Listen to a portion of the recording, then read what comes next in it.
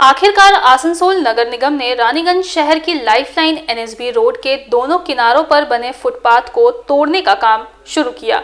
आसनसोल नगर निगम के तत्कालीन मेयर जितेंद्र तिवारी के आदेश पर करोड़ों रुपए खर्च कर दोनों किनारों पर बनाए गए थे फुटपाथ, परंतु फुटपाथ से लोगों को सहूलियत नहीं मिली। दुर्घटना और जाम की समस्या ज्यादा बढ़ गई थी।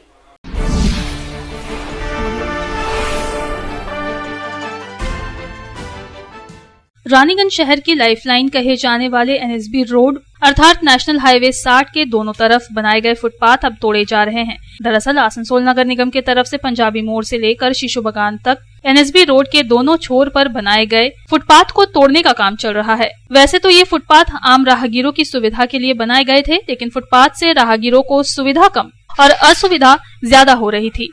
एक तरफ से ये फुटपाथ राहगीरों के लिए परेशानी का कारण बन गए थे। आखिरकार जब नगर निगम को इसका एहसास हुआ तो फुटपाथ तोड़ने के निर्णय लिए गए।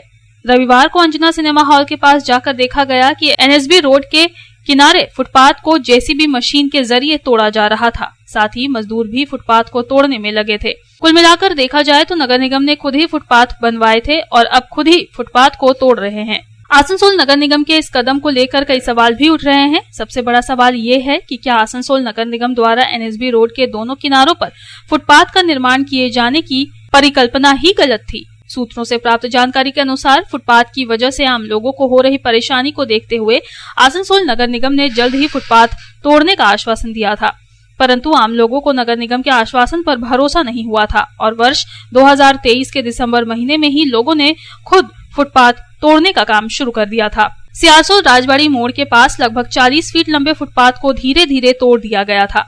गौर करने वाली बात यह है कि फुटपाथ तोड़े जाने से किसी को नुकसान नहीं हुआ, बल्कि उससे फायदा ही हो रहा है।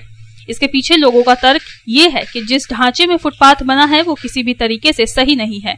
इस फुटपाथ पर न तो राहगीर चल पाते हैं और न ही आम लोगों को एनएसबी रोड पर ट्रैफिक जाम की समस्या से कोई राहत मिल पाती है। एनएसबी रोड के दोनों किनारों पर फुटपाथ के बने लगभग 5 साल हो गए थे, परंतु अभी तक ये स्पष्ट नहीं हो पाया था कि आखिरकार किसकी सुविधा के लिए फुटपाथ बनाए गए थे।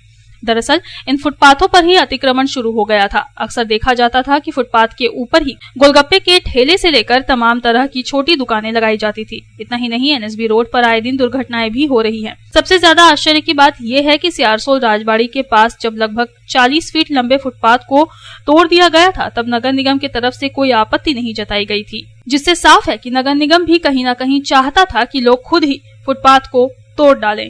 आखिरकार नगर निगम ने अब एनएसबी रोड के दोनों किनारों पर फुटपाथ के बचे हिस्से को तोड़ने का काम शुरू किया है। राम बाबू यादव की रिपोर्ट, पब्लिक टाइम्स। आपके घर को दीजिए सबसे मजबूत फाउंडेशन, दीजिए मजबूती का डोज।